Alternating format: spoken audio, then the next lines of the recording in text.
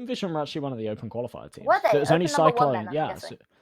Yes, so it was Cyclone and Mongols that were the invite teams, Ah. and then Vision won the first open qualifier, and ATOX won the second open qualifier. So yeah, it would be quite an underdog story, especially considering they beat Tyler with Emmy, and I love that. Yeah. Anyway, without further ado, our final May for us.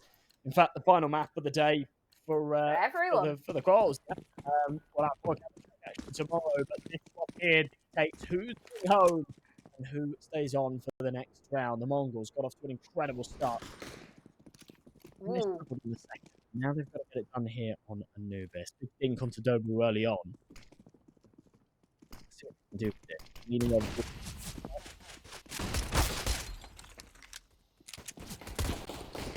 A little bit of damage done through the smoke there. And it will be Mzinho to get the first kill. Coolest bringing it back a little bit there. Will get 2 before it's traded. And it's just Mzinho now in the clutch. Oh, I mean, bomb plot again, so at the very least they get some money out of this. Very nice headshot onto Yami. Won't be the round, but yeah, it's been a real recurring theme, hasn't it, in all of these rounds. Even if the T's lose it, they always seem to consistently get this bomb plant. A lot of these teams have this very, very passive kind of retake setup, this retake approach towards many of these situations. So yeah, it does mean that you always get quite a scrappy second round where buys come out and it can really lean either way. Galil's in play, 3 of them. An AK on hasteka. And for 910, yet to buy maybe a scout. No, another Galil. So a fair bit of firepower behind them. And for ATOX, they're not taking any chances. Rifles of their own. So 2 for masses, 3 M4s. Lack of util, but it's going to be a firefight here across the entire map as hasteka's just spotted one jumping. They think they might have spotted each other because they decided not to jump again, opting not to try play and gamble with his head then. Smoked out of the site here as well. This is a bit of a dangerous position to be in. Yeah, they know that there's 2 here, and they're just going to continue to bombard these smoke grenades. The A1Ss can justify this, but the FAMASs, the M4A4s, yeah, it's a little more predictable, a little easier to counter. Mzinho. Look at the health. Tucked right down, needs to be very careful. Boost over the top, won't spot anything. Coolast back him right off of this. And actually, this has worked nicely. In the dead silence, the CTs start to reel it in. And it might give the Mongols a little window of opportunity here. It might indeed, but look at the health on the Mongols. They barely even make up 2 people with their health combined. In fact, I don't think they do.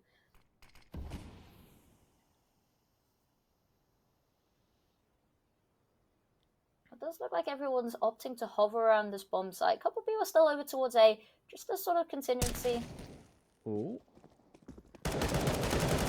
Another big kill from Dobu. So man advantage now for the CTs again. We might still see another bomb plant here. Yeah, bLitz is just going to kind of throw himself in for this. He knows that this round's a bit of a lost cause, but if he can find himself the bomb plant, then a little bit of extra money comes their way. Cooler, still just patient in CT.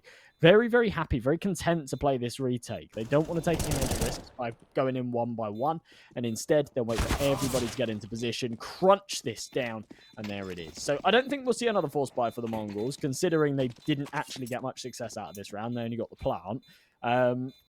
But extra money gives them a chance to either have a better buy in the full investment round or to go for some pistols here, which is definitely a little bit of a luxury. Possibly. We have seen them swing both ways with this as well. You know, they would ideally like to get the better weapons and have that stacked utility. A site like, you know, Anubis, there's so many cool places to throw utility, so many holes in walls to throw stuff through, which I think is awesome and leads to some crazy lineups. And we will see them opting here for the Tech 9s. And, of course, a Teagle as well. Tech 9s have been absolutely brilliant recently. I've seen a massive surge in people using them. And they seem to have magnetic bullets. I don't know what to say. When you got a Tech 9, it just feels like a headshot machine. Yeah, I know what you mean, especially when you're running. I don't know how and why that happens, but yeah, you just run at someone and, yeah, something kicks into gear. Something magic happens.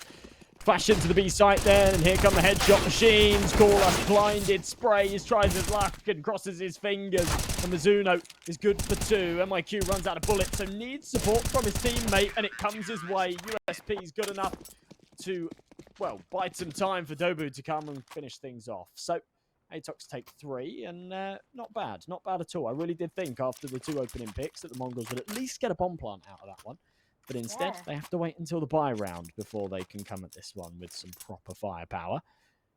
And at this point, the CTs have got a fair bit themselves to work with, including an AWP on Yami. Indeed, and it's good to see it coming out so early on as well, the impact that we've seen it had. I say that at the beginning of every round.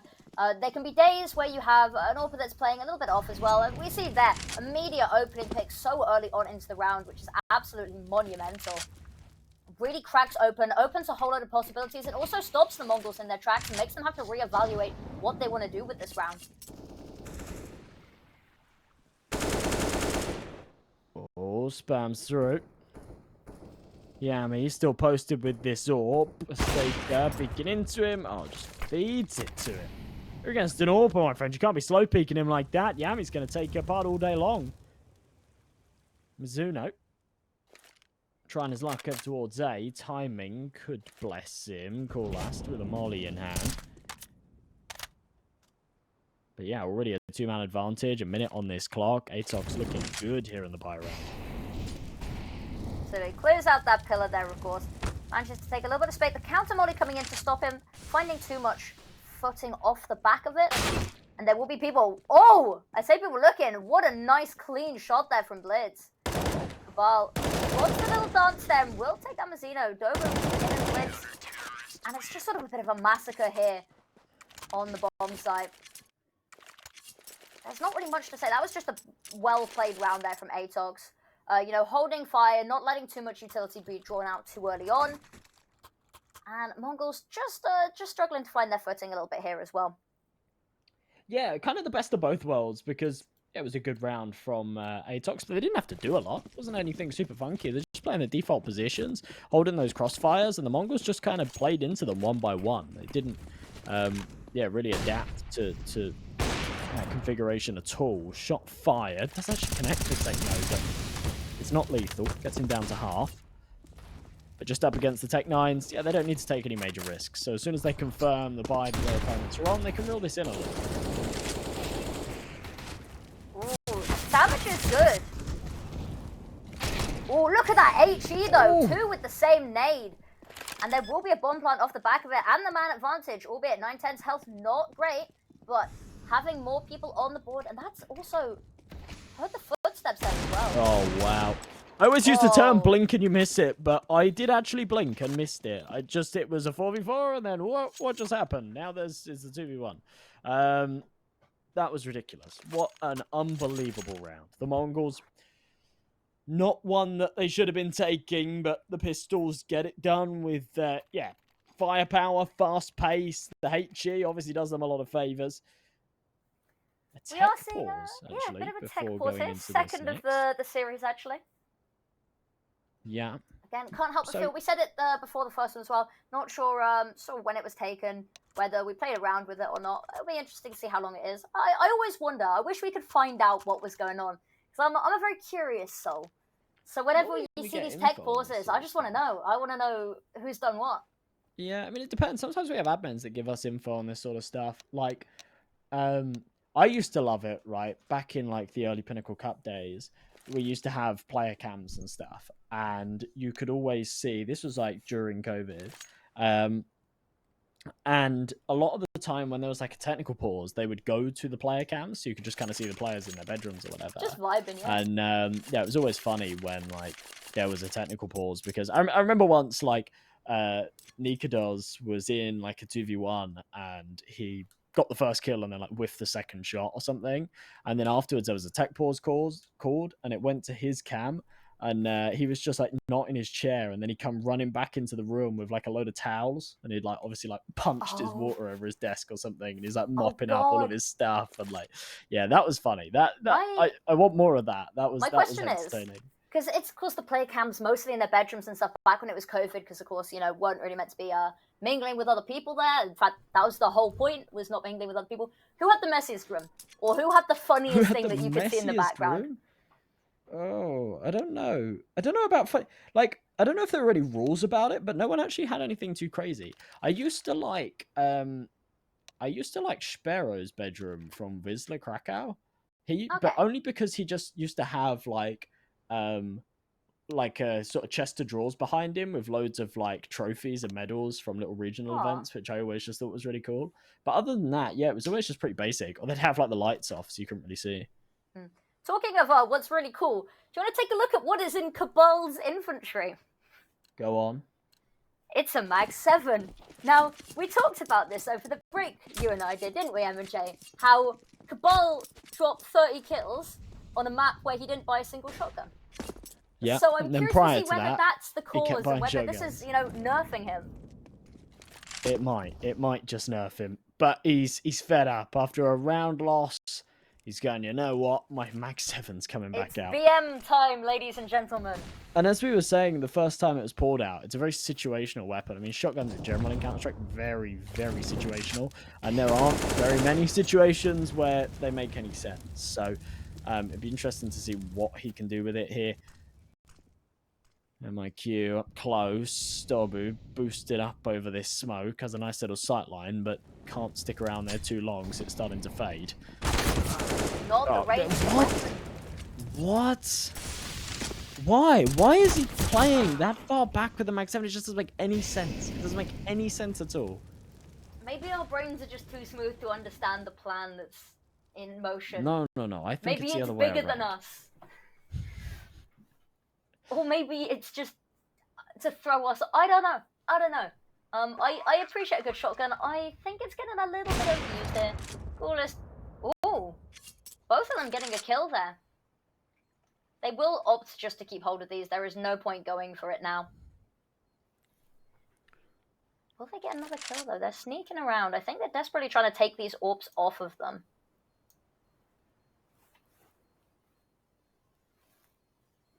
Yeah, this should be smooth sailing for the Mongols in this round. Certainly not been as commanding as we saw earlier. Certainly not as commanding as I think we were expecting this series to pan out. But yeah, double up setup for the CT side will be carried across into the next. So definitely still some weight behind them. The issue is the fact they don't have any money around it. So True. It's all well and good having two AWPs, but if you do not have the weaponry to support said AWPs, it's still good to have. But trying to keep them and trying to find the most use from them is difficult without sort of the financial padding behind it. However, on the side of the Mongols, though, look at some of the money on that, though. You know, Mzinho with over 6 grand, 910 with almost 6 as well. Gives them a little bit of a buffer there should things go south, which is always nice to have. Always a reassurance. Takes the pressure off just a little bit. Boost up here. Will it be spotted?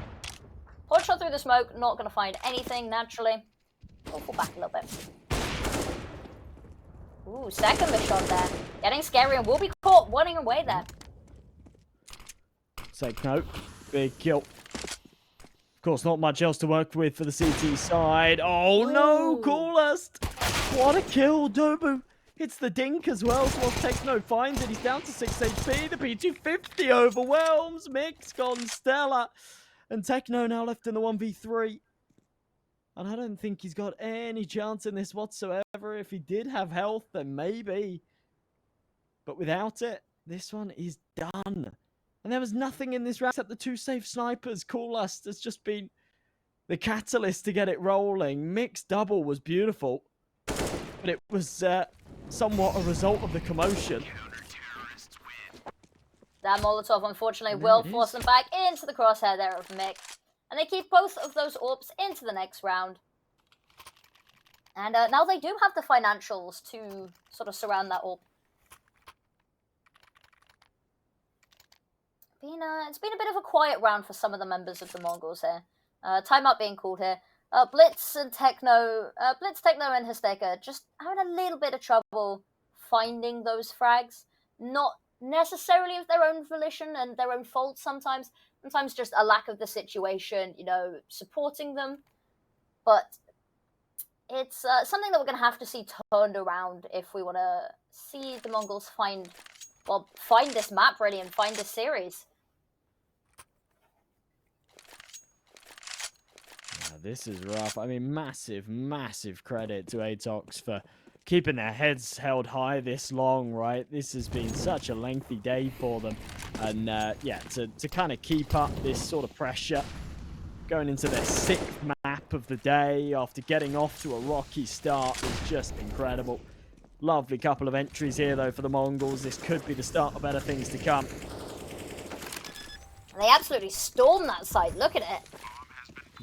So early into the round, W key into the site, clear it nice and quickly, bomb down, and now they're so far removed from the situation, you know. They've got to rotate over, they've got to find the footing, they've got 5 people alive, and they've had plenty of time to set up into a post plant as well. So it's not looking good, and they will not go for this. It's just not really on the cards for them.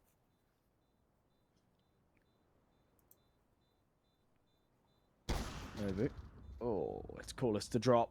No AWP. He should have money for it in the next, but yeah, Kabal might just be able to carry it across anyway. They are hunting him down. Considering there's not a lot of money on the T side, it's a pretty dangerous game. But Kabal desperate to stay alive. It's not happen. All 5 members drop.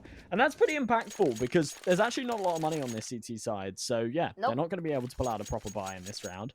And it's going to be 3 on the board here for the Mongols as they keep this one fairly contentious. Should be able to comfortably take a 4th here too. Dobu's on double eco. But for everybody else, there is a little bit of money, so we will see a buy up. I was not quite expecting the AWP buy in this round. And you know what we have another one of? We have another one, everyone. Sound the alarm. We have another shotgun. He better not play this same spot. Last time he literally played behind the pillar and took a duel in A main, like miles away. Did like 5 damage with it. Just insane. This time plays a little bit closer. Okay. Still too far away, though. Still too far. You really need to be up close and personal with this. It's not a weapon. You know, the bullet spread just doesn't allow it to be accurate anything other than a couple of meters. You know, you can get a stray bullet that doesn't really do much damage on its own. You know, as a resident shotgun expert, you know, it's just not being used to its full potential here. Also, given the buys surrounding the AWP here as well, it feels out of place. No. Spams away through the smoke, not going to connect early on. Kabal here with the Mag 7, as you mentioned before. This time, maybe playing close enough. Oh, backs off again, he's worried. You can't be worried. You can't have these doubts in your mind when you're playing a shotgun. You need to be comfortable with getting up close and personal. Oh, there we go. All right, that's close enough. There's another one. Kabal goes crazy with it. And finally, we see the Mag 7 really come into flourish. 9-10, bites right back. Big double kill with the sniper. Gives them a chance on the bomb site. A 3v3. Yami in on the fast flank, though. Could be the difference maker. Blitz the wrong way. Yami's going to catch him. And whilst the bomb will go down on the site, a disadvantage for the teams. And Rifles retrieve. Mick taking another. Doubles up. And it's going to be 6 for ATOX. What a round. Absolutely. And that's what you want to be seeing is... I was a little bit worried as well because we talked about the buy being really chaotic even going into this. You know, a Deagle, a Mag 7 with the AWP as well, which I didn't necessarily expected to see come out as well. They do have both AWPs coming back into this round. They've been really enjoying this double AWP sort of setup on this map, and it's sort of been finding them a little bit of leeway. We appear to have another tech pause as well. It's been a bit of a day for issues, I think, for a couple of people. You know how esports is.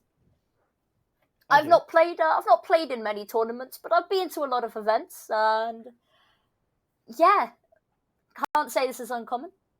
You're stuck with us just rambling for a little bit now. I've had my fair share of wake up for a 10 a.m. match start. We're still sat there at 4 p.m. Ooh, the servers are down, nothing's working.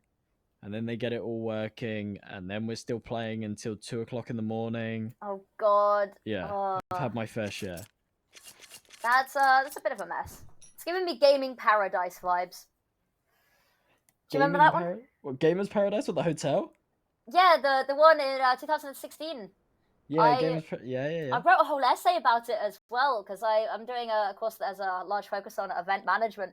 I did a whole article about it as well. Okay, well I got some funny. We can have some funny, not on broadcast, but we can have some funny conversations about this because we can. I'm good. I'm close with close. I don't know. Yeah, I've said enough.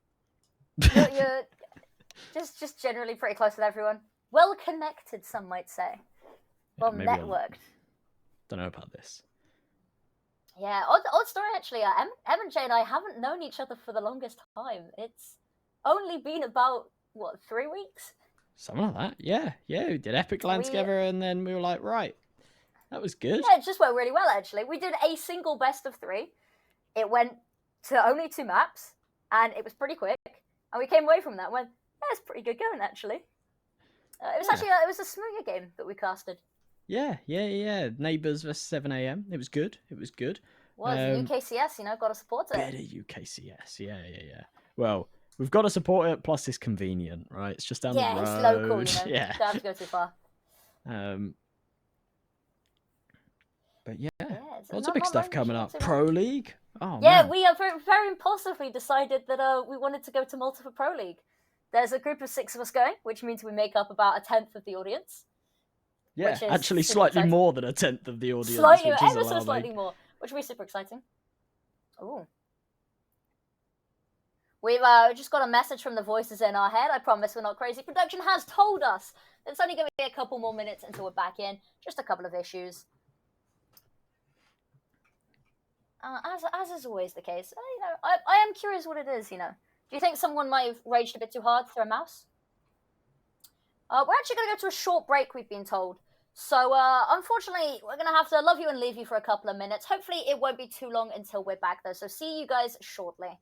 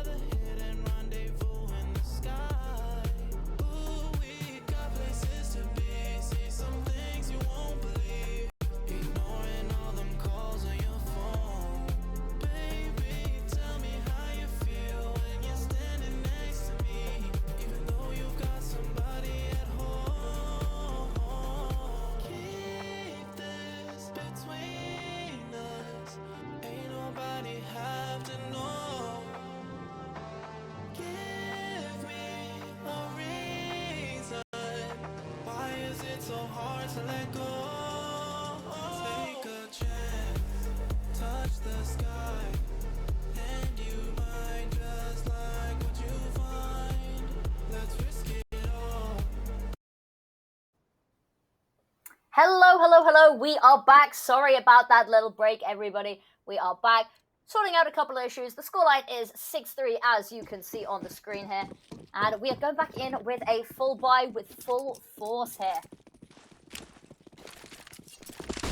Now we're going to see a lot of early aggression. They are wanting to storm this side again. Worked so well for them last round, but that the opening pick goes in their favor. bLitz has pushed up so far as well. Do they expect him to be here already?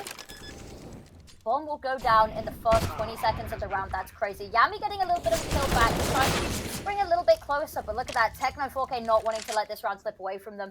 And it seems over already. 2 AWPs, not the right weapon for this retake.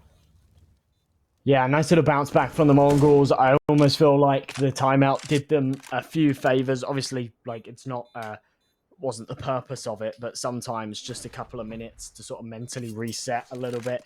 And even if they're not talking things over, I'm not sure what the ruling's like in these qualifiers regarding them being able to talk during tech pauses. But even just the reflection time to be able to think about what's been going wrong, right? I can't stop you from thinking. And yeah, nice little response from them there. So big round, quite convincing. And yeah, if they can continue this, then we might see the start of better things to come. No thinking is allowed during the tech pauses. No thinking allowed. Tech pauses. Tech pauses? What am I saying? But yes, so it's going to be an interesting one. We can see the economy here of ATOX is it's not great. It's in the bin a little bit here. We can see Kabal once again, the shotgun master himself. Kabal with the Mag 7, Swag 7. Not sure where he's wanting to play with this one. He's getting the most of it whilst he can, because, you know, you can't really use it too much when you're on T side. But coolest, gonna get one caught out in the open. They're unable to escape, so will be traded back immediately. Okay, so Nade's coming over, puts this into a 4-on-4. The Mongols potentially about to walk into Kabal's Mag 7 again. It's kind of his old faithful when things are going wrong. That's what he goes for. Big kill from Dobu on the flank, though. Kabal's still here, still lingering. Just needs to stay hidden. Oh, no. That's bad. Not quite the play I would have made, but bLitz with 2 there to crack open this round. Keep Mongols in the game. Keep it competitive. Try to keep these rounds close together. Manic spray through the smoke. Not quite going to find anything. 9-10 trade on this. Okay, someone tries to have a little sneak over. And I think that they're looking just to save again here. You know, there is a kit. But there's not really much time now. They don't really have much footing. They have some very expensive weapons that they'd really like to keep hold of here. Yeah, that's the plan for Mongols. Obviously, a clean round for them, keeping 3 players alive. They don't want to be exiting too hard here. And look at this. I mean, they've got a little bit of money in the bank, but they know that there's still a fair few rounds left in the half to be played, so don't want to be taking any major risks. They're going to carry those weapons across. Don't want to be hunting too hard. And they know that for ATOX, yeah, the money's not going to be there. They don't have a lot of loss bonus either. So, yeah, letting them save 2 weapons isn't really a big issue. Open AK will be carried through, but there's not going to be too much that'll be invested around it. In fact, hardly anything invested around it. So, effectively an eco round with a couple of saved guns. They'll have to buy in the next, but that will be a tied-up scoreline at 6-6. It will indeed. And that's really what Mongols is going for here, is trying to get as many rounds as you can on the T side. Of course, going on to the CT side, a little bit easy there, a little bit downhill for them. But anything they can get here is golden. Yami pushing slowly, gets one, and it's going to fall back. Doesn't really want to test that luck. Goes for a second and gets it. Luck has run out, however, and hasteka gets 3. Suddenly, the whole team is just melted. Oh, wow. Okay, well, nice little recovery, Mongols. Pull it together. I mean, yeah, they melt. It really does feel like that, but the outcome that was expected comes through. Like a warm knife through butter there. Just sort of... Yeah. But, oh, definitely good to see the scoreboard tied up as well. Match has been paused once again. Oh, man. We're having really bad luck with this today. I think maybe it's us. Are we the problem? I hope not. I don't know. I'm starting to worry now. I don't think it's a coincidence, you know? Yeah, we can. I mean, you know, it's always the caster's curse. It's always the... We played a season of Open a couple of seasons back. Team Caster's Curse. It was like me, Pavlos, Kremer, Ted, Zerfa, Retro. We had the whole cast of crew all in this little, yeah, and it was a good laugh. Nexus was in there as well. Nexus is a great AWPer. Yeah, it was a laugh. And we played against, like, even though we were playing in open. Oh, that was it. Right, this is what happened. So we played against like the Godsent female team, and then I think we played against Navi Javelins or something, and we were like doing okay. But I think we lost like the first 3 games in the season or something. And Ted is like very, very well connected within the Bulgarian scene. And his friends with lots of like top players. And we were like, you know what we need? We need a superstar. And Ted was like, okay, I'll see what I can do. And then he sent a load of messages to like Cirque and like people like in the top end. Overkill. Yeah. And was like, yo, like, are you like doing anything? You want to come play a season of Open with us? And like a few of them were like, oh, I'd love to, but I'm busy. Sorry, man, whatever. And then Double Magic came back to us. He used to play for Fate. You remember Fate? Yeah. Yeah. And he was like, yeah, go on. Like, I'm sat in an advanced team at the moment, but I'm just a sub, so I'll come play. And we were like, okay. So he came and played with us and just dropped like 50 kills every game. This is pronounced excessive force. So we're actually going to go to another short break, guys. It should only be about 5-6 minutes, we've been told. The magic voices in our head, the production gods that beat. So we will see you guys very shortly. Hopefully this will be the last. Just make sure that we clean up the issues, make sure that you guys get the viewing experience that you guys deserve. So we will see you very shortly.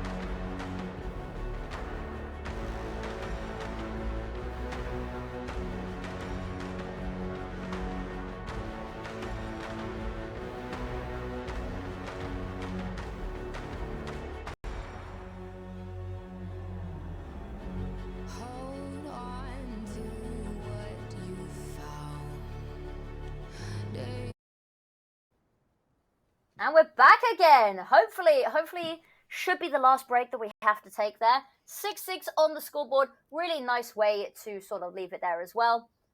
Now, what are your thoughts on this game? Thoughts on it? Well, it's gone very back and forth, hasn't it? It has a bit. It's been a little bit weird because it's not been... it's been kind of little bursts of excellence from both sides.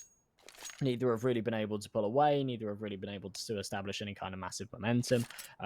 Just winning the last couple of rounds and doing so with some players alive has definitely done the Mongols a lot of favors. And when you look at the economy that goes with it as well, CT money's now been broken. The Mongols have got a fair bit of cash in the bank, which should last them out for the rest of the half.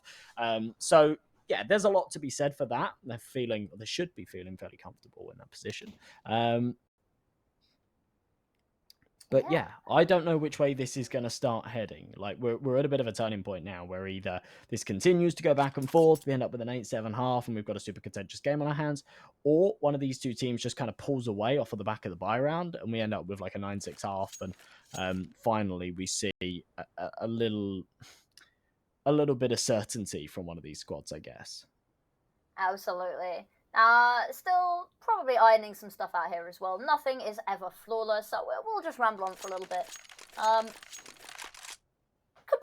Completely out of the left field question here. What's your favorite skin? Favorite skin? Favorite skin. Okay. Right. I like. If we're going like I have unlimited money, then I love the AWP Gungnir. I think it's really, really cool. Okay.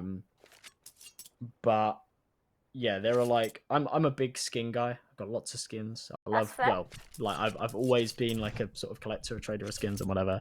And I've had some of my favorites of certain patterns and things. Like, so for years and years I had a flip knife slaughter, right? And there's a certain pattern you can get on the flip knife slaughter that looks like Sid the Sloth, and it's a Sid the Sloth pattern. And it's insane. And I'm going to send you a picture of it. And anyone that has never heard of this, Google flip knife Sid the Sloth pattern. And oh my god, it's so good. I'm going to send it to you and see if you see it. Okay.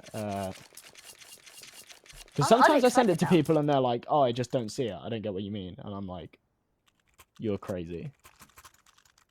Crazy. Oh, but looks like everyone's ready to get going again. This was one of my favorites. One of the favorite knives I've ever owned. Oh my god. It's Sid the Sloth, right? Like, there's no doubt. It's Sid the Sloth. Yeah. Okay. Cool. I love it. Oh my god. Oh, that's adorable. Yeah, it was my play knife for years. Even though I had like more expensive, nicer knives, that was like that was my bread and butter for years. That's the one you got to show off. It's all the one. It's the only one I cared about. Now, yeah, back into the game here. 6-6 on the scoreline.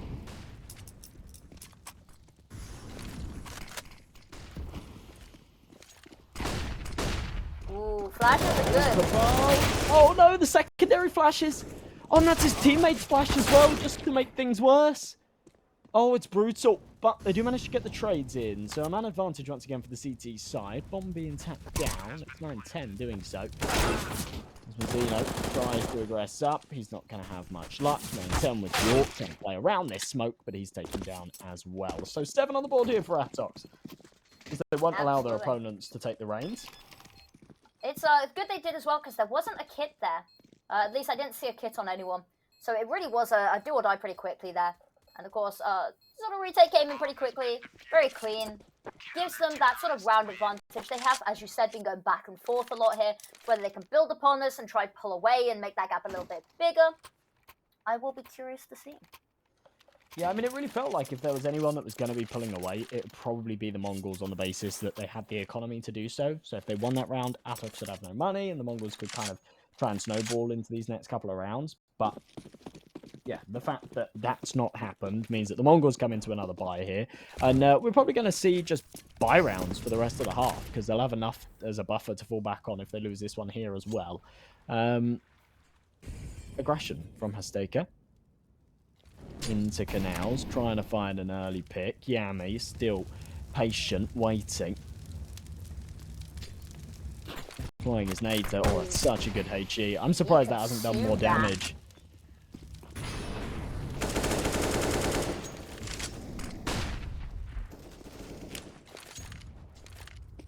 Well, I feel like I'm not going to catch anything. The HE nades this round have been absolutely incredible though.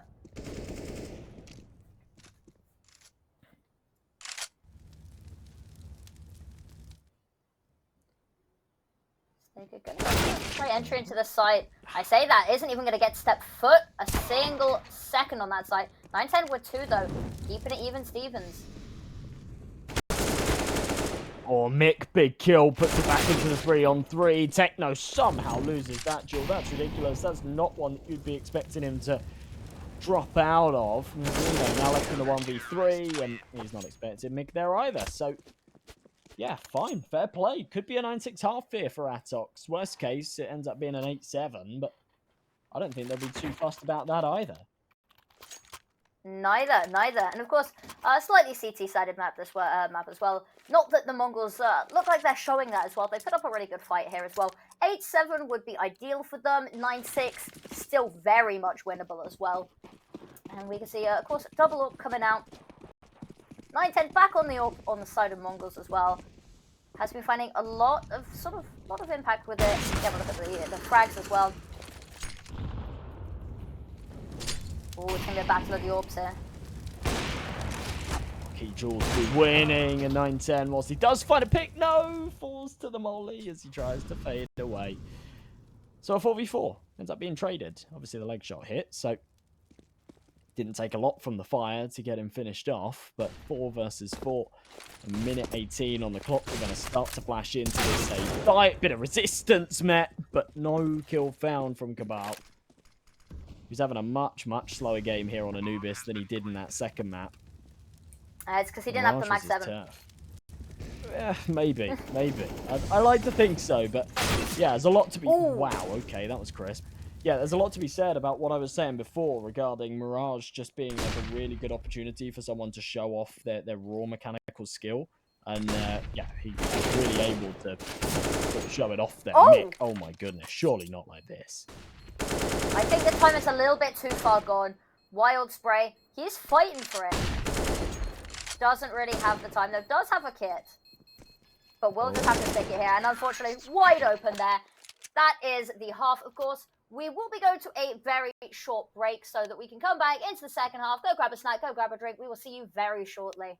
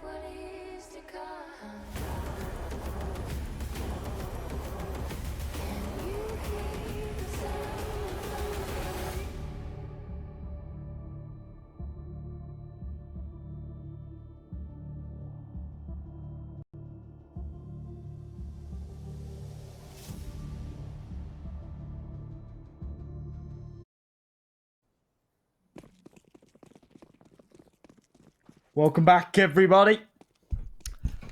8-7 at the halfway point. ATOX just narrowly sat ahead. But all of that can change in an instant. Absolutely. Of course.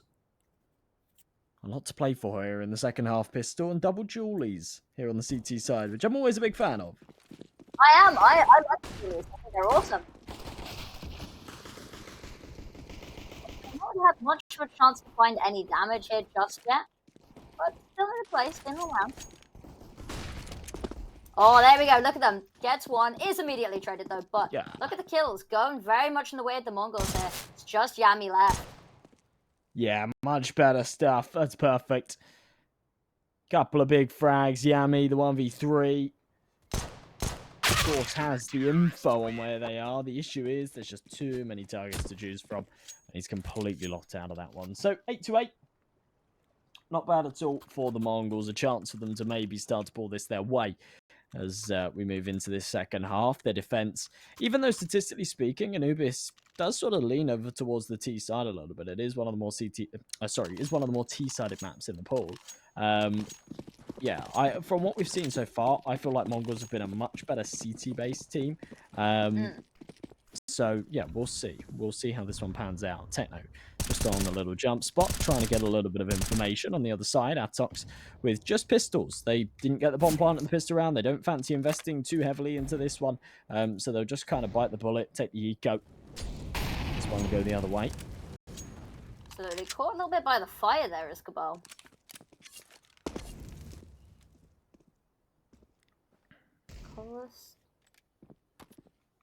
Gonna be waiting for someone to push into them. hasteka not really wanting to extend too far, knowing that peeking canals with a weapon like this, if there's someone a little bit further range, doesn't really have the ability to combat that. bLitz, however, with the opening pick this round onto Yami. Ooh. Peeks the corner, gets a little bit more than was bargained for, but gets two! Mzinho, alright. Obviously just against pistols, but the fact that he gets away with all three there, I thought he was dead to rights after the first. Certainly after the second. Kabal. He's stuck. Oh, okay, or not. I don't know. I'm going to close my eyes and wait for this round to be over. This is... I'll tell you when it's over. It's okay. Thanks. Don't worry.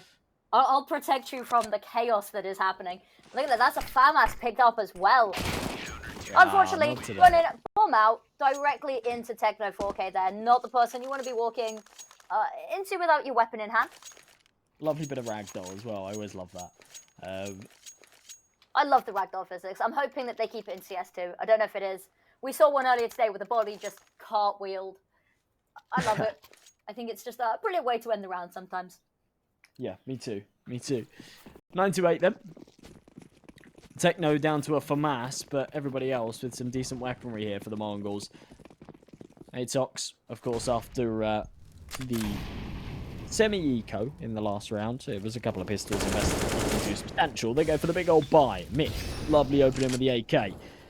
He drops hasteka. Techno falls 2. And actually, yeah, this is a very good start for the T's. My goodness, they've got this done in the first 20 seconds.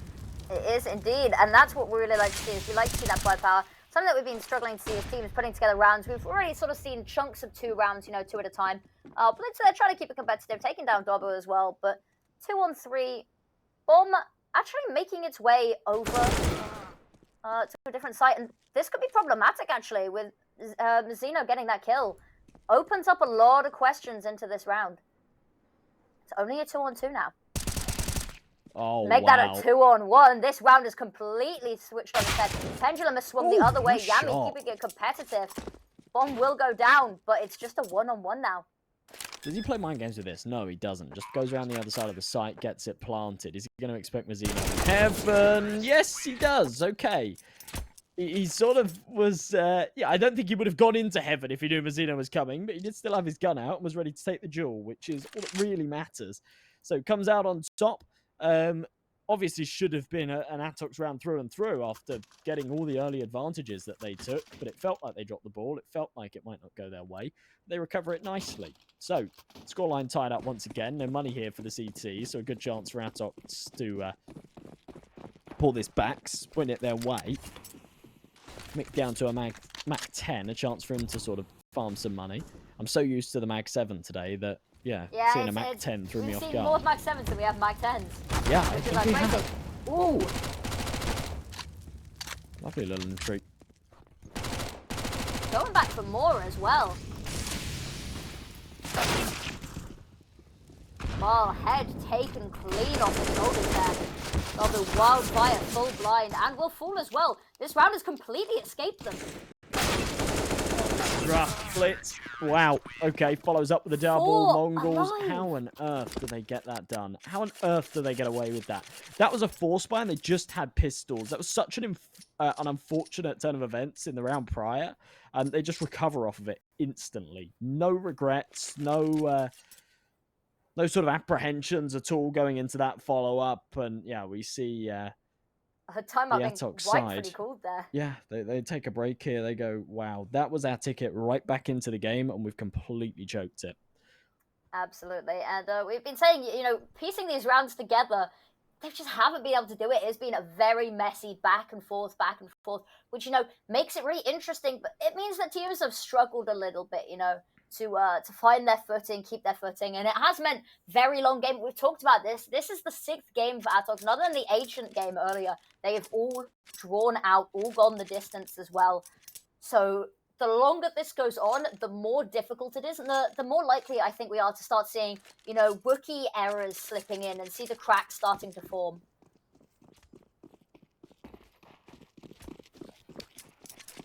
That certainly could be the case. You know, fatigue is a big thing when it comes to professional Counter-Strike. And if we're getting tired casting it, I can guarantee you they're getting tired playing it. bLitz jiggling in mid, incendiary in hand, ready to take the contact. Of course, they're just up against a full eco, though, so try not to let them plant the bomb. Try not to let them get too many kills, if any.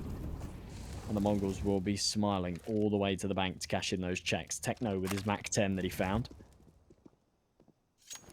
Hungry to try and find as many as he can. $600 a piece for kills with that weapon, so definitely worth its weight in gold. Absolutely. There's a little bit of a battle going on, a little jiggle peak dance battle going on here. Mick slowly inching out further and further. hasteka finally pulls the pin on that Molotov, and that will just force them back a little bit there.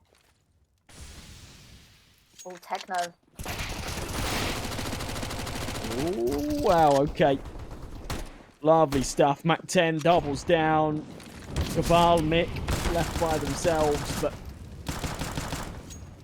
I think that's all we'll see. Both incredibly low on health. bLitz and 910 will be able to finish off the job. So 11-9, Mongols looking good. Looking very, very good. Now they've got to do it against the big guns. So as the rifles come out, they've got to make sure that they don't change anything too drastically. Keep up this solid defense. But yeah, they're starting to find their footing. They're starting to find a little bit of momentum here on this CT side. And they're starting to build up the economy somewhat as well. They're not rolling in cash, but they've kind of got enough to fall back on if needs be, especially if they can save a rifle or two if things go south. So here we go. Orps out on either side as well. Cool-ass posted up. Oh, good flash. Falls back, expects a little bit of aggression, but won't actually be met with it. Yami going to be dancing over here on this ledge. bLitz darting between the doors, pushing forward ever so slightly, will be met with a face full of bullets if he's not careful. And does absolutely domed there. Yeah, that's a really, really big kill for Yami. Oh, they just walk right past each other. Oh, no. Oh, that's awkward. That's really, really awkward. He's bottled it completely, Dobu, luckily. Does come out on top in that kill. If he loses that gunfight and then they end up losing the round off of the back of it, he would be crushed. But yeah, okay. No nightmares for him tonight. At least not from that right there. Not this round. Yeah. They will all have demons to fight tonight. Of course, we've seen a little bit of some messy rounds, but some good stuff as well that they can take heart in. Coolest here in round with this AWP as well. Takes Minnow out of this round.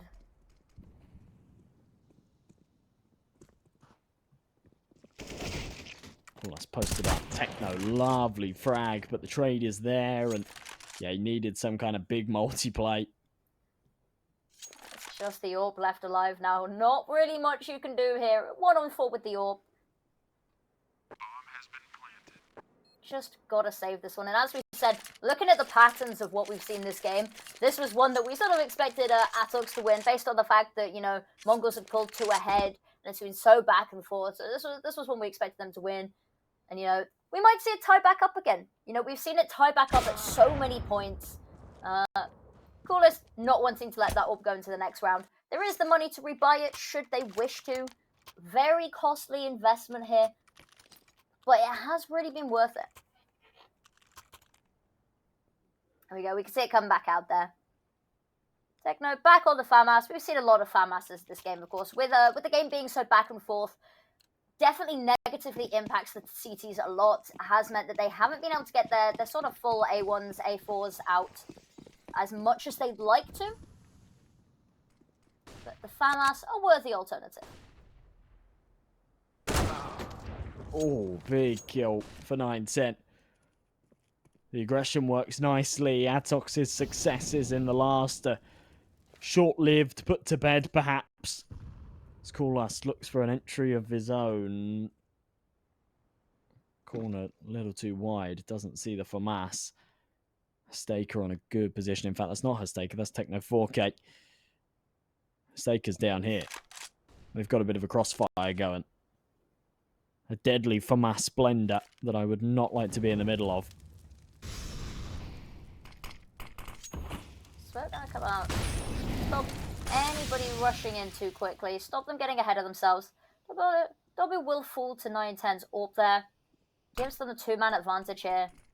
And it's going to be a little bit of a problem here for ATOX. They have to sort of reevaluate their game plan here. They do still have bomb in hand. That is their saving grace. That is their silver lining. They are about to run into Mzinho here. So...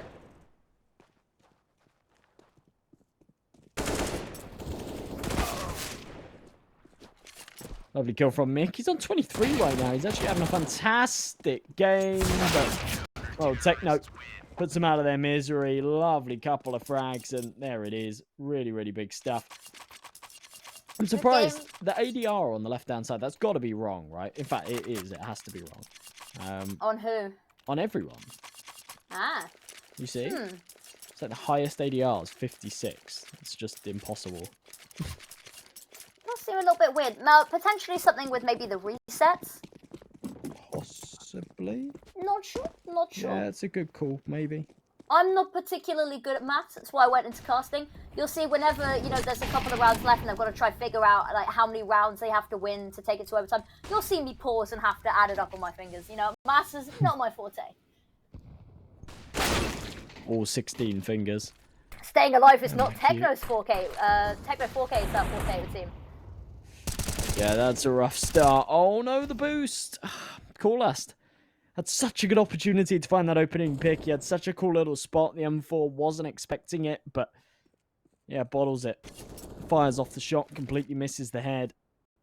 Misses the opportunity to take that early advantage. So, whilst they do still have a 5v4 in their favour, they've still got 2 Deagles in play. They've still not got any utility other than that incendiary and the flash. That's down on Mick. 55 seconds left to tick on this clock. They're going to regroup. They're going to hit over towards middle. And they're going to try and fan out off the back of it.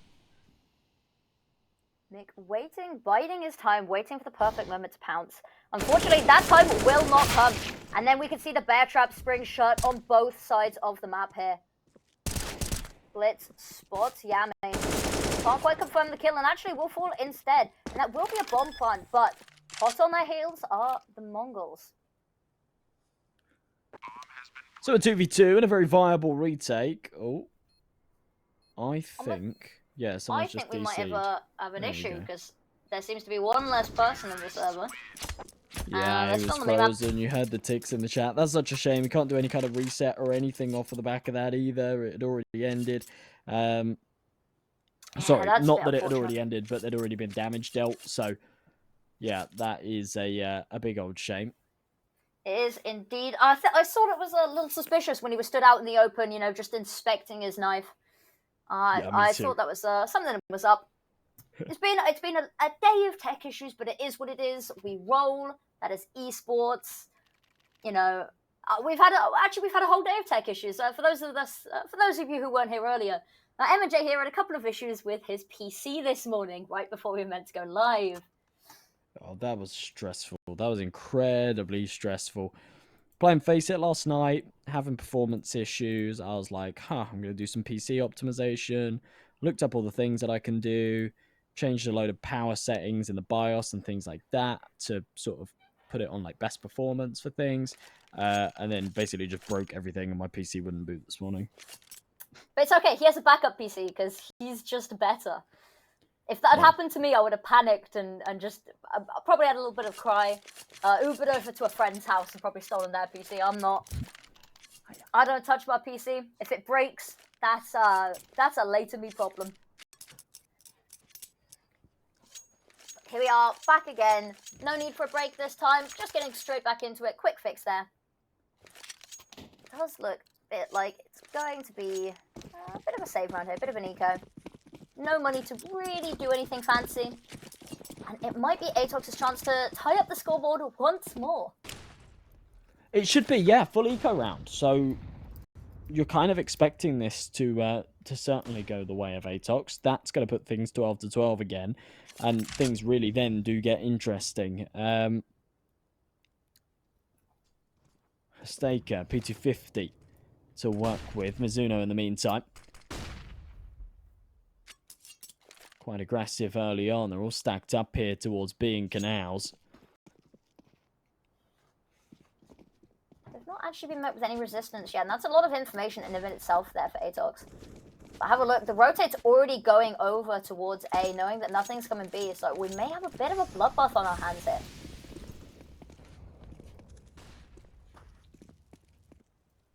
Yami, however, not really committed to the site just yet.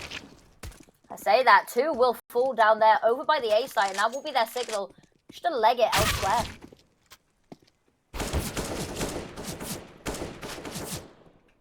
Just 9-10 here, desperately running for their life, trying to get out of dodge. And Bomb will head over towards B. That'll be a plant and money in the bank. Ooh.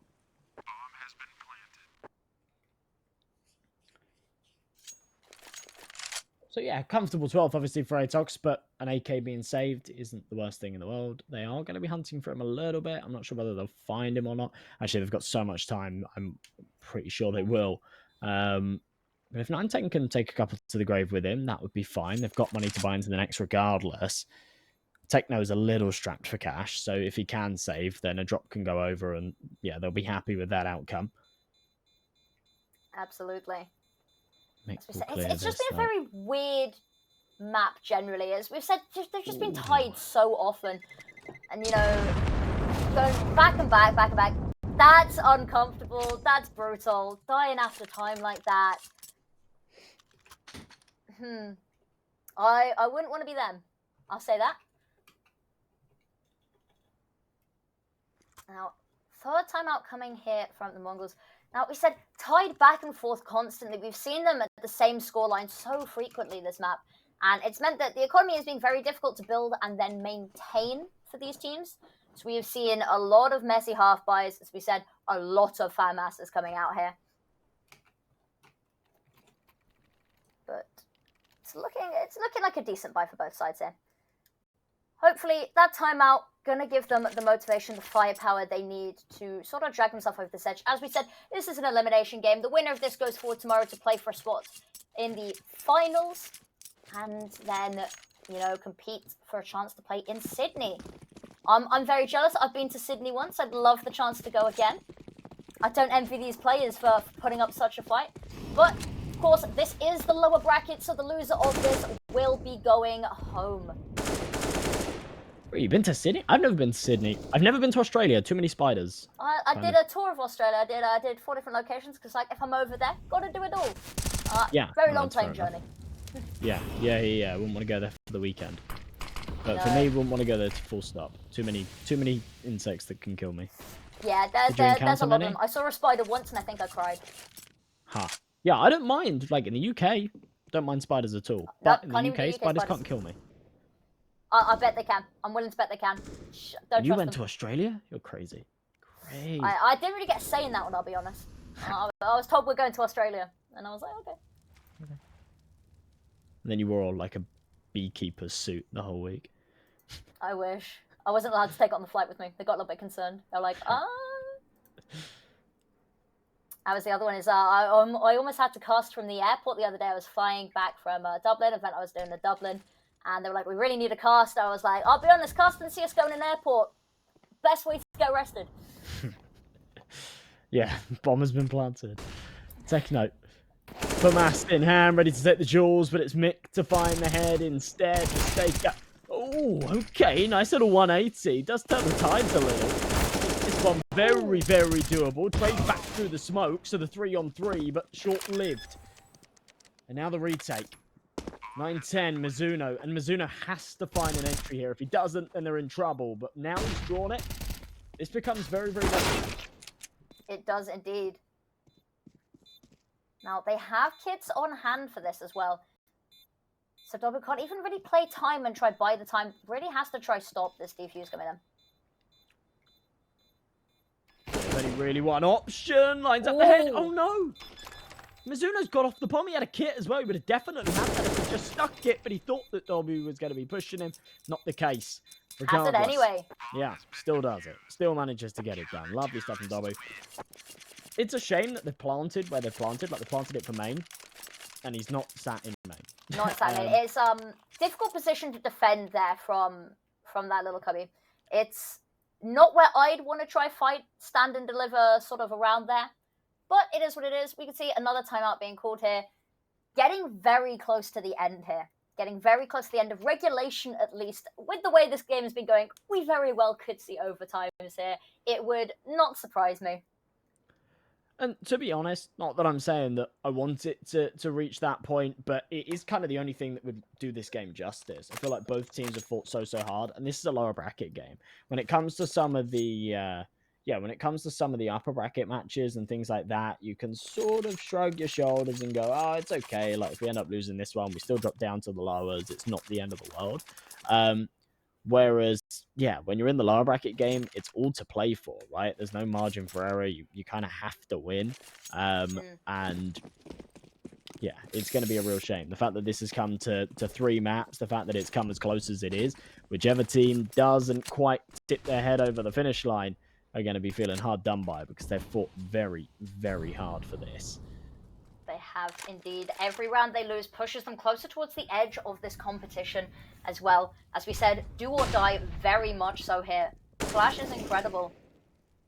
Doesn't really push him off the angle, but has a lot of work to do here. Unfortunately, won't go down with any kills there. Wow, big entry. There's another from Callus, the Mongols. Losing control, losing this lead that they've established. Mzinho does fight back for one. Trade is imminent. Yami tries to follow up with another, but under a bit of fire. Waits for his teammates to get into position to help him out. And that is going to be all wrapped up. 9-10, nothing more that he's going to have to do with this one. He'll fall away. He'll save that AWP into the follow-up. Has to try live here, though, because it hasn't looked like they're sending some people out hunting as well. We'll get one. Unfortunately, that is his location given away, though. So all of the troops have been summoned. You can see them swarming towards him. My concern... Albeit slowly, but they're swarming nonetheless. I think they actually kind of pull the brakes on this because they don't have any money. So even though they're on the T side and getting rid of that AWP would be, pretty valuable, they cannot justify just, like, throwing away 2, 3, 4 weapons for this.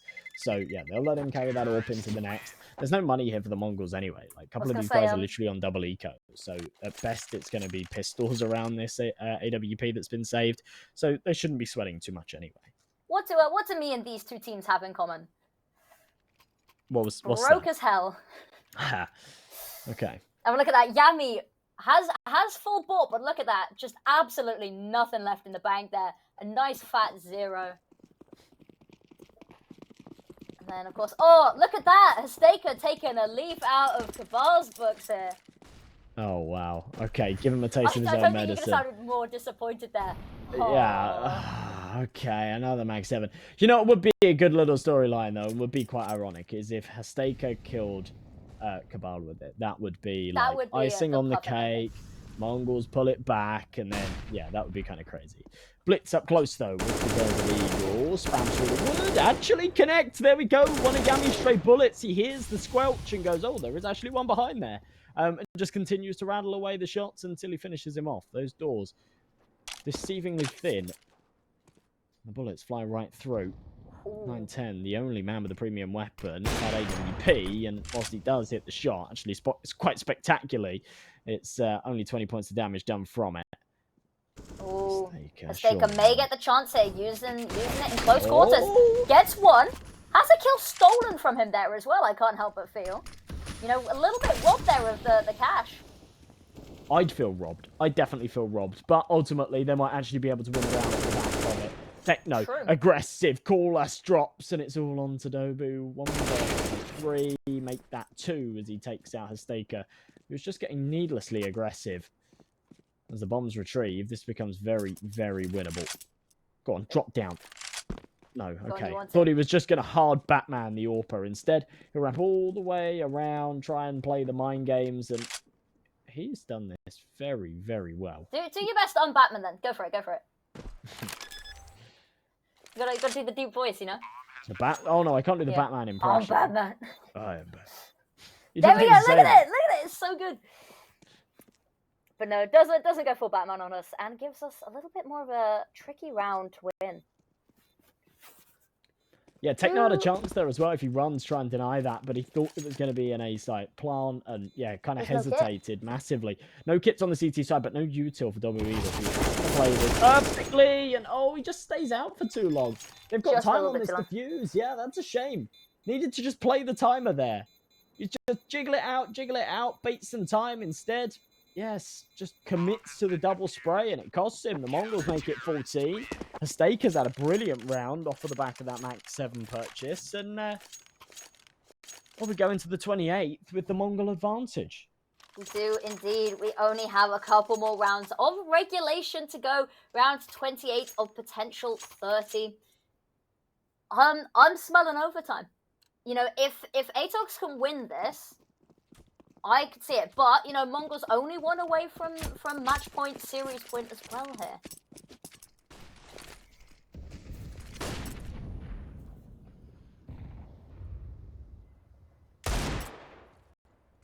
Oh, imagine if that had hit. Imagine if that had connected with someone. Oh, okay, that one does actually connect, but just not the headshot. 910 counts as lucky stars and falls away. Doesn't want to stick around.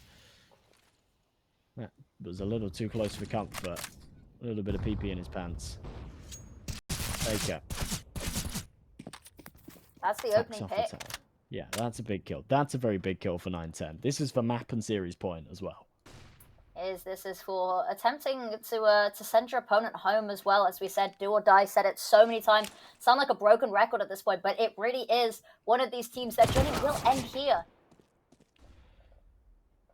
It's a shame. It really will be a shame to wave goodbye to either one of these two squads. It's been so contentious. We've actually had such a good day of Counter-Strike. There's not been a single squad. Normally in these close qualifiers, you see a team that are kind of obviously the worst team that are part of it, and therefore you just expect them to get rolled. But yeah, we've seen 3 mappers in pretty much everything today. It's been a wild ride, but Techno and 910 looking to bring that wild ride to an end. Absolutely. Slams away. Bomb going down. Ooh, okay, 2v2. 2v1. This is for match point. Molotov to slow down the progress a little bit, but there is a kit in play here. Oh, man. Look at that. Look at the excited jiggle of the screen there. You can tell that they're feeling it. They know that they're only 1 round away. Their dream of Sydney lives on. Yeah, I mean, for their sake, it's a shame that this game, bear in mind it's gotten to the 4-3 maps, bear in mind it's come as close as this. This feels like a grand final, right? This feels like we should be crowning one of these two teams as the We're crowning them as not the IEM losers. Sydney invite. Because this will be the first team eliminated from the tournament as well. Yeah, literally. So you never want to be the first one home. You know, that's the worst feeling. But I think regardless of which of these teams go home, they both have to hold their heads high. It has been an absolutely stellar series, but it could all end here on this very round. Well, you're absolutely right. This could be where it all comes to a close. Rifles out, but it's only kind of as much as they can pull together. A bottom of the barrel investment here for ATOX. A MAC-10, a Deagle, 3 Galils is all they can muster. Is MAC-10 not going to work from this distance as well? Everyone a little bit too far away for that weapon to be truly effective. Oh, okay, maybe speak for yourself. Mick makes it happen. And a man advantage, bomb going down. Surely they don't keep the dream alive here. ATOX giving us glimpses of overtime, perhaps. There's not a lot of money here for the CTs, so they need to make a call right now as to whether they're going to fall away and save and play the final round of regulation with some weapons in hand, or whether they throw themselves at a retake and try and get this done. Looks like it's going to be the former. Oh. I'm not sure. They're not really making a move. Oh! Oh, this is the worst call to make. Okay, couple of kills found, 2v2, but no, they've left it way too late. Why did they do that? That makes no sense. That makes absolutely no sense. They wasted so much time, and then when there was barely any time left on the clock, then they threw themselves at it and lost the guns. So, yeah, looks like we're probably going to go to overtime here. They're using their fourth and final attack calls. That was the only decision. It felt like there were two decisions, right? And there wasn't a wrong decision. There wasn't a wrong answer. And somehow they still chose the wrong answer. It was really weird because they were holding their positions. They were standing very still. They didn't really want to move. They didn't want to push the issue. I thought maybe they were just going to be playing for some exits. And then potentially what I think the mindset might have been is, you know, if we wait long enough, we might lure them away a little bit. They might lower their guard because they've just been waiting around and nothing's sort of happened. They've not heard anything. Waiting maybe for a moment of weakness or distraction, but just didn't find it. Pounced, and unfortunately, the trap closed on them.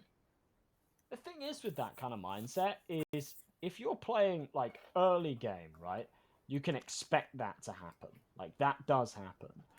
But at a time like that, 15-13, they're not going to, like, just willy-nilly exit off the site with 20 seconds left on the bomb. That doesn't happen. They're not going to be making mistakes like that. So it does just seem like very bizarre decision-making. And the Mongols, over the back of this, yeah, here we go. 3 MP9s at 5-7, a Desert Eagle. They might actually drop the ball here. They had 2 map points. They had a brilliant opportunity to close this out in their favor, and they've choked it. They've completely choked it. Now they've got to do it on hard mode. They do indeed. We have seen these sort of half buys. They've had a lot of impact, and of course, there's absolutely nothing to lose here. Last round of regulation, it's, you know, got to get it done, get it out of your system now. So we could see potentially some really confident plays paying off for them. But again, weapon disadvantage, utility disadvantage, only 1 kit. Yami under a lot of pressure. Okay, the CT aggression in mid does pay some dividend. 5-7 follows up with another, and Techno will be able to retrieve a rifle. MP9 just slips out of there alive for the 2v2. The bomb's been left in T-spawn as well. In all that commotion, if they had the C4, they could have just grabbed it and gone to A. Instead, a load of time's been wasted. And they're no better off than where they started. This is crazy. It's a 2v2 to decide how this continues, if this continues as well. Now, health really low there on bLitz. Techno, now with the rifle, with the AK, could find something here. Not choosing to play together here either. Choosing to take these individual fights. Head spotted. Nade is good. Except it isn't. Bounces off, just misses them. Oh! Through the smoke, is this how it ends? Surely not. Oh, Kabal puts it into the one-on-one. Mongols. Techno just needs a stray bullet here into the main. Kabal, 72 points of health. There's plenty of time on this bomb. He's got so many angles to clear. He's got no util. He's got no kit. He needs to speed this up. He's confirmed where the M4 is. Just needs to hit the head. It's so scrappy, and he can't do so. Kabal holds his nerve and takes them over the top. We're going to further rounds here to dictate who's going home and who goes on to the next stage here in the Sydney closed quals. Okay, all right, a little bit of a breather. First OT of the day. And these teams have got to be exhausted now. This map alone has been such high intensity. You know, we finished the full 30 rounds and we are still going. They've got to be exhausted now. And we can see a couple of little mistakes creeping in here and there as well from just sheer fatigue, I'd imagine. But it's a rough one. You know, Mongols really would have wanted to close it out sort of well before this as well. Of course, top seeded team coming into this, one of the top teams in the world at the moment as well, top of their region. Most people would say, I'd argue, and to have it go this far, I think is massive testament here to ATOX. Massive congratulations there, regardless of the outcome. But definitely, I think they must be kicking themselves for not closing it. Oh, we're going to go to a short break, actually. Give you guys a little bit of time just to grab a snack, grab a drink, hydrate a little bit before we go to our final stretch of this game. See you shortly. This world is slowing down. How can I fight it? How can I listen when there's no sound? Oh, the wolves are out. Yes, the wolves are out.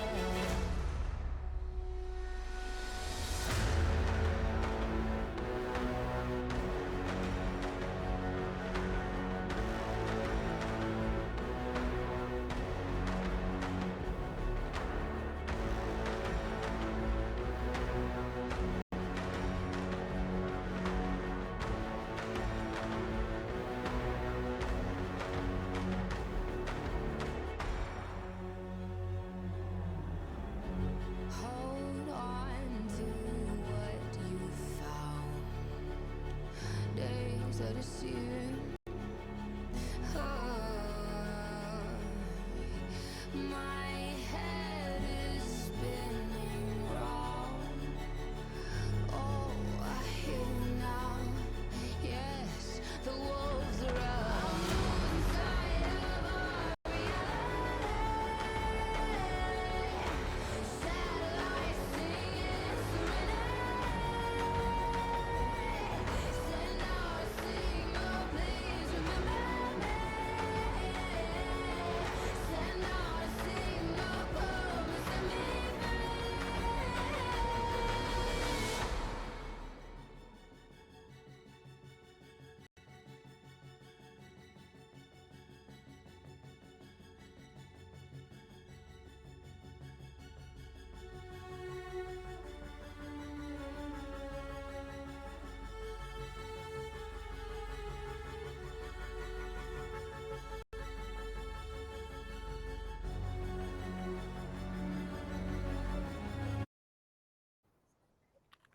Hello, and welcome back, everybody. We are about to start OT number 1.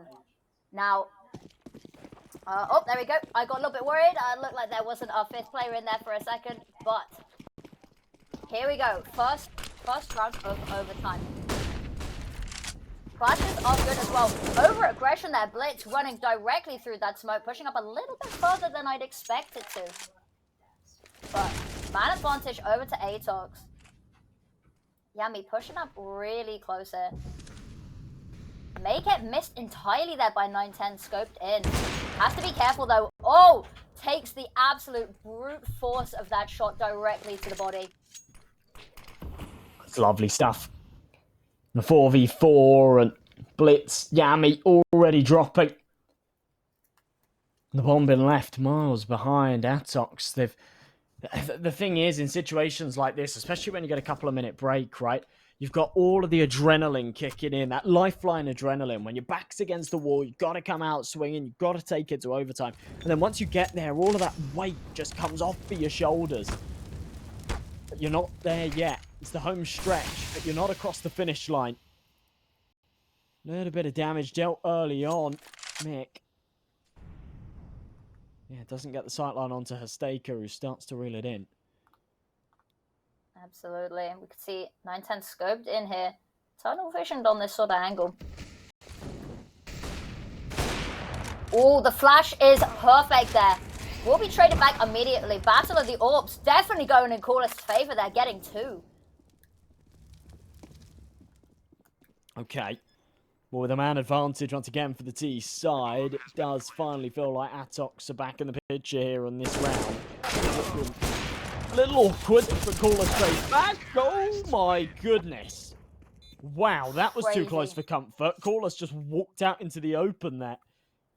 Down to 2 HP. Whew, that almost got very, very awkward. But 16 to 15, ATOX take the lead. We go into the second half of OT. The Mongols still scratching their heads. Rounds coming desperately close, but not going their way. Absolutely, and we've seen this. The tail of this entire thing has been a lot of rounds for the Mongols. Very close, not quite dragging it over the edge there, though. We really need to see that changing if they want to take this. Of course, there's not really much opportunity here. You know, you lose a round, and again, you're just so close to losing it all here. That's been the theme. Both teams right on the cusp of victory and defeat simultaneously. Plenty of times throughout this series so far. But now there's no second chances. Now it's the final map. Lower bracket as well. You don't get given a lower bracket. Doesn't exist. It should exist. I think it should exist. With teams and games like this, you know, I'd love to see more of this. Or just noobs like me that get grouped. You know, groups where it's at, though. Yeah, as an avid, I'm grouped as well, you know. Oh, Kabal, bad Ooh. timing. That's a shame. That's a real shame. He was even holding for that as well. Had the good read on the situation. Just, yeah, caught out by the timing there. Lovely follow-up. Techno, hasteka. Mow them right down. It's going to be an even scoreline once again. And what a way to turn it back. Flawless round for the Mongols as they go 16. And yeah, I mean, we could still go back and forth. We could still continue this. OT number 1 is just one of technically infinite, I guess. I don't know when they'd cut us off. At what point do you think? What OT do you think they go? Yeah, no, this is enough. Just call it off. Like, or do you think we just keep going? They wouldn't. We'd play like forever. I almost casted. One of the games I did almost broke the record for longest professional game. It's K23 versus Young Ninjas. It went to like 100 odd rounds. That's yeah. Yeah, that was it. I think it finished like 56, 53 or something stupid like that. It was kind of wild. That's crazy. Oh my god. So yeah, I don't think they'd cut us off. I think we'd just be here for hours and hours and hours until maybe one of the teams gave up. They give up, or maybe they say, let's replay this tomorrow or something. I don't know. I just don't know what happens Somebody in the passes rules. out, you know. Yeah, I Just feel like sheer if it goes exhaustion. on like for 10 hours, then maybe there's a rule that says like you can reschedule it or something, or it goes to sudden death. Sudden death. That would be one hell of a way to end a game like this. But of course, we are just in overtime number 1. First to 19, of course. You can see it up there at the top. But sudden death isn't what you think it is. Sudden death is like 1v1 arena, allocate your best player. You have to close your eyes. Blindfolded. Turn off your monitor, yeah. 9-10. Shotgun mode with the sniper. And looking for the one though, overwhelmed. And yeah, Mick follows up the headshot of his own. This has been very good. Side trades consistent. And hasteka. Well, nothing to save here, nothing really to lose. It's overtime, and it's the final round of OT1 in the first half. So you will have a crack at this with the AWP, but can't hit the flick, and overwhelmed by Dobu. So ATOX will win the half, 17-16. Not bad at all. They will. 2 away from taking this, of course. If it goes 18-18, we do this all again, ladies and gentlemen. So this could potentially be it. It's looking good as well, especially going on to CT side. You know, we have seen Mongols struggle a little bit on their T side. Not struggle per se, but just not shine as much as they have on their CT, of course. Difficult to tell sometimes when it's going back and forth so frequently, but this is definitely looking like a good omen here for ATOX.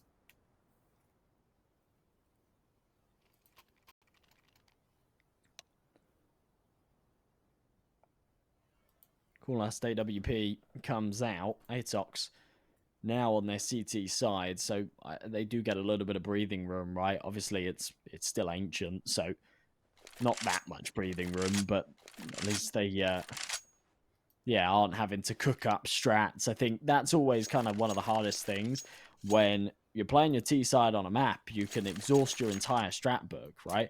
But you only ever prepare to play 30 rounds. And then when it gets to overtime, especially when you start going into multiple OTs, you just run out of things to do. You just run out of original plays to make, or any kind of, obviously you just kind of generally play your T default, but any kind of pocket strats that you've got have already been used and aren't necessarily going to catch them off guard. They might have already been conditioned into sort of being wary for certain aggressive plays that you might go for, or things like that. So yeah, it does just make it really, really difficult. I don't know if this is actually a tech pause or if this is just a pause that we get at the halfway point. I don't think they give us a pause this long halfway on an OT, because it's only MR6 or whatever it's called. So I think we might be having a couple of tech issues again. We'll find out eventually. For now, we can just sit and admire the game that we've had. It's absolutely brilliant. Keep getting this lovely view of the map as well. No smoking, no photography allowed. Oops. It's been a good map. We've done both. Maybe not the smoking that they think, but there's been plenty of smokes. There's been plenty of smokes. There's a cameraman zooming about.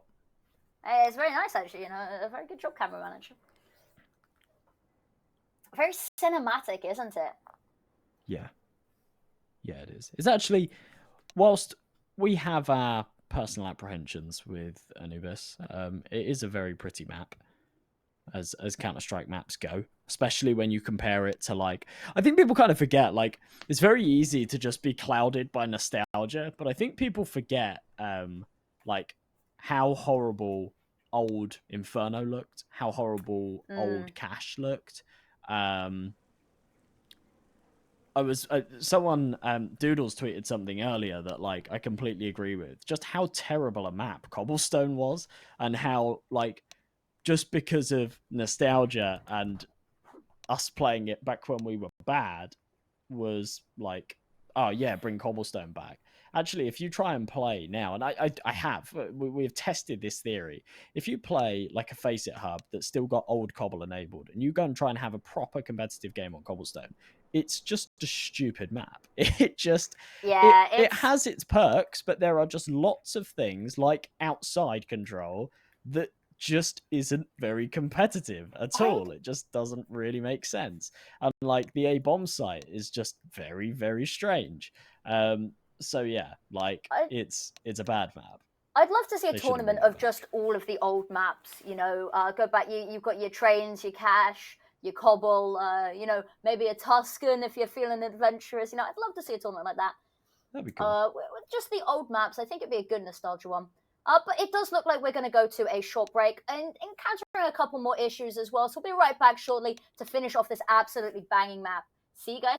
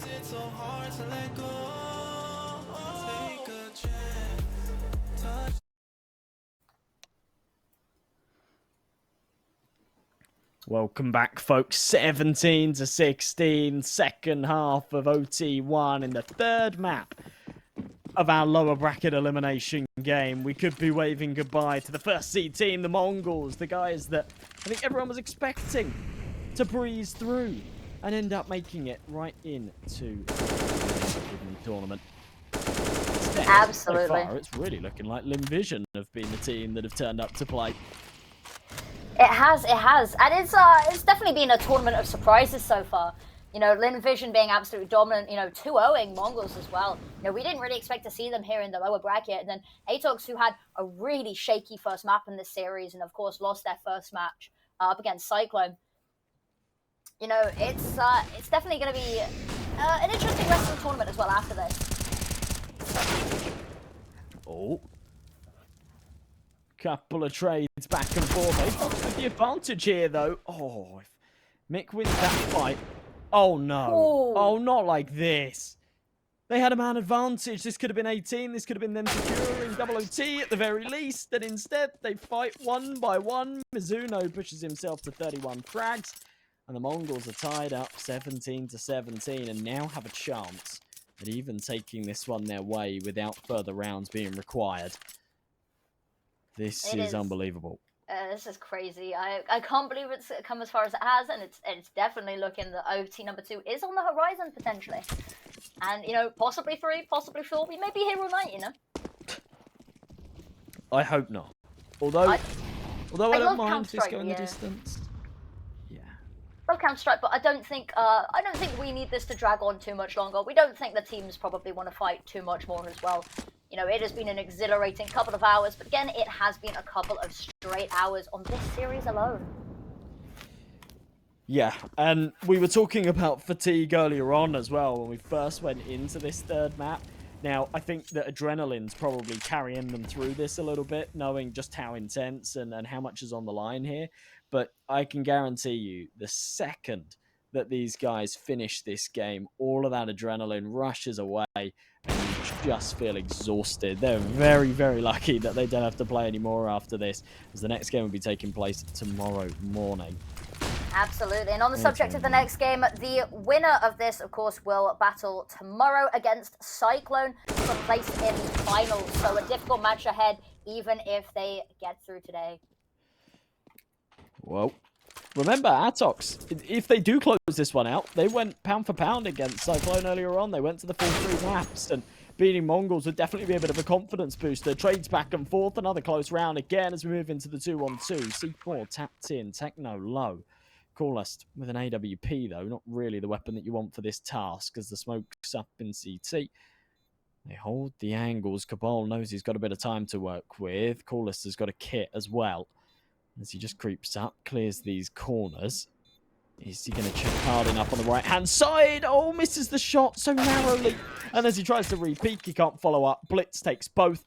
18 on the board here for the Mongols. It's double OT or bust for ATOX after back-to-back cripplingly close clutch situations. And they're going to call a timeout. Yeah, this is the point for a Coolest pep talk. This is the time for him to be saying, come on, guys. Hold your heads up high. We can do this. One more round and we take it to further rounds. And then we can take it our way. We've kind of dropped the ball a little bit here, but don't let it bring the morale down. Absolutely, and you really cannot be having any sort of lull in morale right now. You need that fire going into this. They have one more timeout in the back pocket to ATOX here as well, which is absolutely amazing that they've managed to keep hold of it as well through such a drawn-out game. But of course, coming in absolute clutch here may just be the boost they need to take this to OT number 2, because of course, there is no finishing this now in OT number 1. That is out of the window. It's OT 2 or bust. Well, everything on the line here. The Mongols one away from victory, and they won't be done just yet. They'll still have to play tomorrow morning. And even if they win that game, they'll still have to play the finals again versus Mzinho. Marley comes in. And no one wants to be the man to make the mistake. No one wants to be the one to regress and cost their team. And you can see that. You can see it on the minimap as well. Everyone hesitating just a little bit more than usual.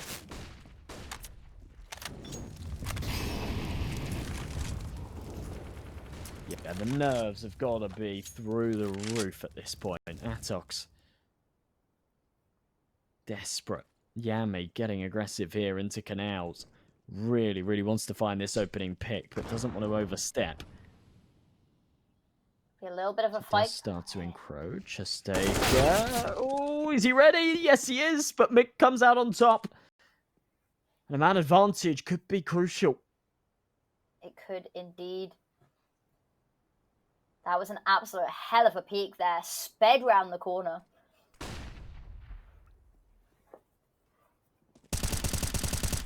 Oh, posted. Oh, wow, a double. This is done. The Mongols. Surely not. Mzinho does take one back, but a 4-2 still. 25 seconds on this clock. bLitz is completely whiffed. It has to be an ace clutch to take this over the top, but it's not going to happen. Dobu trades it right back, and we go to double OT. I cannot believe it. They are not done yet. They are not done fighting. They will go down kicking and screaming no matter what, and this is the determination we love to see in the teams. But as we said, the exhaustion, every single round they get close to the next OT.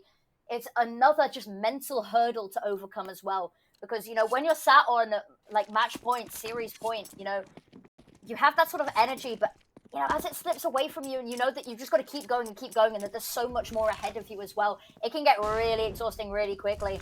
So it is just a battle of stamina now. Just got to keep going. Feels that way.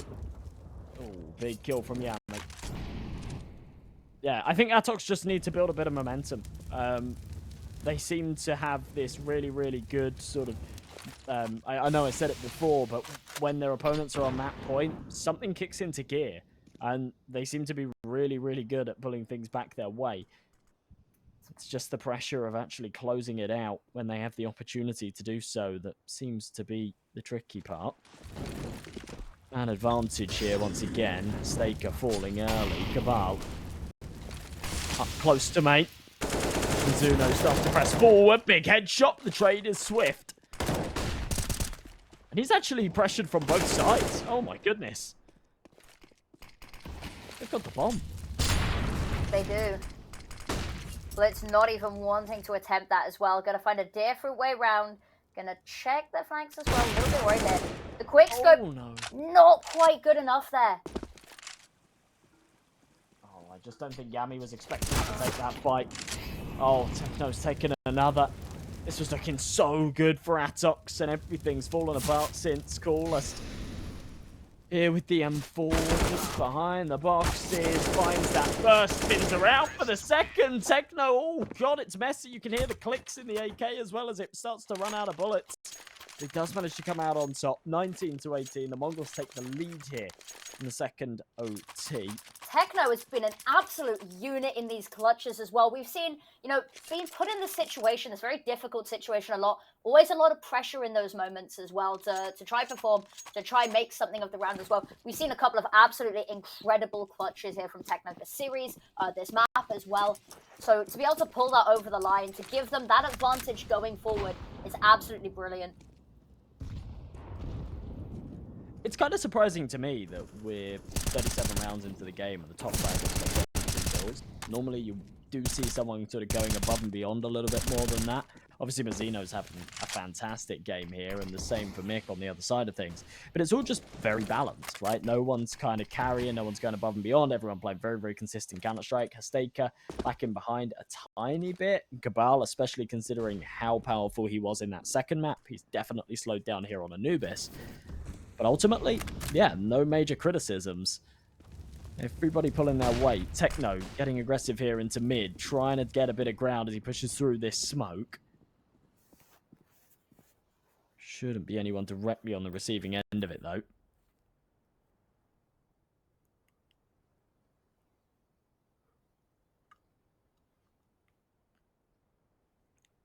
"45 seconds left of the round to be played."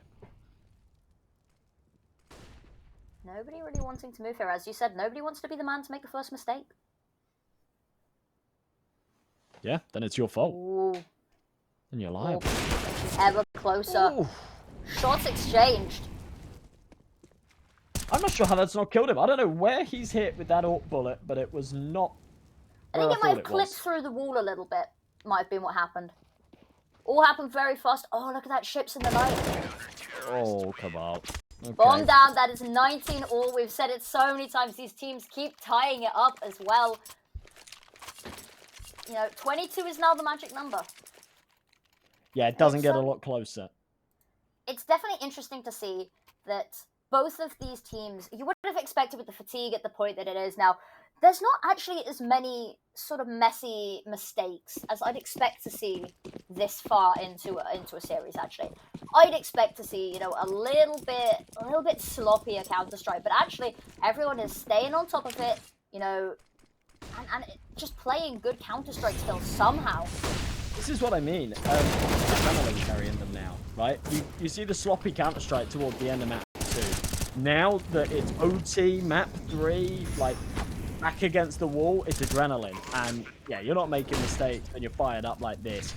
Big bomb plant. Mongols now have a site to defend. 4 versus 4. Zabu working his way in, trying to find a gap to play around. Techno with a big headshot in the meantime, but the trade's there from Mick. And the 3v3 as the bomb not quite at the halfway point. There's plenty of kits to work with, so they've got some time. Yami just selling a bit of a fake, a distraction from behind as Mick takes one more. Smoke on the bomb. There's surely no way they can deny this. And there it is. All the kills found regardless. 20-19. That's a lovely round for ATOX to pick up. Just 2 more now, and they can take this on to the next round and send Mongols packing here. But 2 in a row still, you know? It's definitely a difficult one. We have the side switch coming in here as well, and we've praised the Mongols CT side, really just across all of the maps today, but especially on Anubis as well. Now, this was definitely an interesting map. Just we didn't expect this map to even be played, and we were hesitant about this from the get-go, and I think this has lived up and actually surpassed all of our expectations.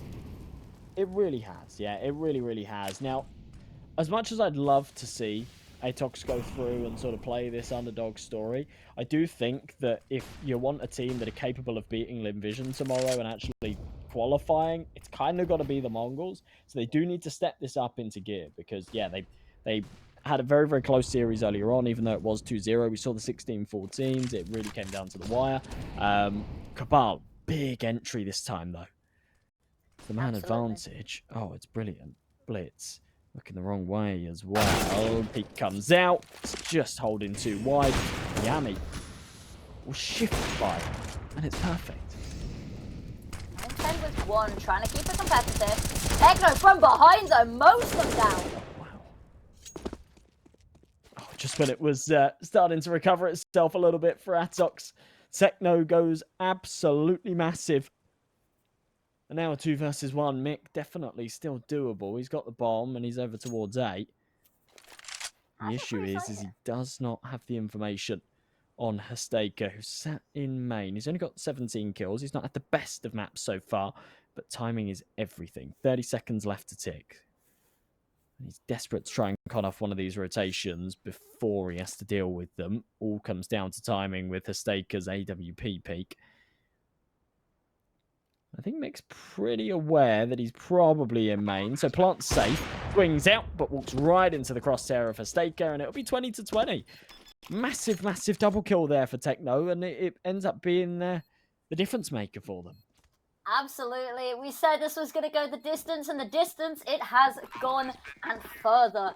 Potentially here, another OT. You know, Mongols has to, both of these teams have to win 2 in a row, right? But so often we have seen one of these teams win 2, and then the other team come back a little bit. And of course, Mongols winning that one means that they get this one.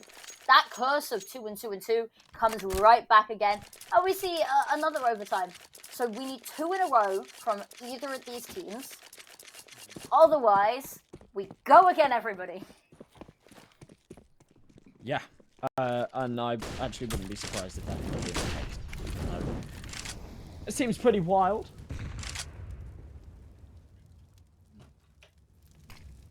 It does indeed. Surely. One of these two can close this out. Triple OT with certainly be a storyline, wouldn't it? Double AWPs. In fact, sorry, a triple AWP setup here for the Mongols. This is kind of wild. Not something we've seen at all so far this series. And Techno's the man to find the first head. Right through the smoke, it's Mick dropping. Oops, finding impact already, so that's one of the options to kill. Will the other two already find their marks as well? Missed shots there. So many moving targets, not really the best of times for the AWPers here. But they're going to back away, move away. But look at it, they've already called, they've already got the rotations coming in. And of course, Techno hasn't moved from this site, hasn't moved from this location. Oh, wow. Holds it down. And that is everyone gone. This is 21-20 to the Mongols. This could be the round. This could be series point. They could continue to fight for their spot in IEM Sydney. You know, or, you know, ATOX, if they win this round, we go again. It's very up in the air. Both of these teams have had incredible showings, so this could be it. And we've said that so many times today, haven't we? This could be it. Might not be. You know, what are you thinking? Are you seeing another overtime? Are you? I honestly don't even want to make that call, if I'm being perfectly honest. I think, obviously, ATOX are capable of it. They've proven that plenty of times. I reckon it does end here, though. I do reckon, You reckon it's it? here. I reckon the Mongols just kind of pull themselves together a little bit. They've looked much better in these last couple of rounds. That last round there in particular was, yeah, really, really fantastic. So, yeah, if they just do that again, I think the cards are in their hand right now. But Absolutely. Interesting to see that they've decided to ditch one of the AWPs, pick up an A1S. Triple AWP setup, as you said, very weird. Haven't seen that at all today across any of our games, across all 6 maps. So you don't really interesting see to it see, in Pro especially CS in overtime. ever. Yeah. You don't really see it ever. I mean, if you ever are going to see it, it would be in overtime, right? Because otherwise, You've got the money to. Yeah, It's but just a weird one to risk when there's so much at stake. it's strange. It's strange in general. It's strange for Anubis. It's yeah, something that you can only really do once. Like, if they did decide to keep hold of all 3 AWPs here, it'd be likely that ATOX would just punish them for it. They'll probably go for something a little bit quicker in this round. Here we go. Back underway. Maybe it's something crazy we need to see Mongols pull to haul them over the line here. Maybe we need to see a crazy out there play. But either way, potentially the last round of this series just starting now. Last round of the series, last round of the day. If it goes the Mongols' way. Early bit of damage dealt onto Yami. But ultimately fairly slow stuff here for ATOX as they group up outside the A site. Nades rain in, no one exploring elsewhere. It's just this stack up on A and one player sort of watching their backside in case the CTs get aggressive in canals. Execution about to commence, minute 20 on this clock, and here they come. Scores a lot of heads there, this information passed over. Unable to find anything before falling. Oh, it's just the AWPs. It's the AWPs mowing it down. This build done. ATOX haven't been able to find these trades properly. Kabal finally takes one back, but they still haven't killed this AWP. But as Kabal finally falls, the flank is good. Techno doubles up to finish off the job. Goodness, does that end up being an absolutely wild one. So it's been an absolutely incredible series, and what a way to finish it as well. Double OT, almost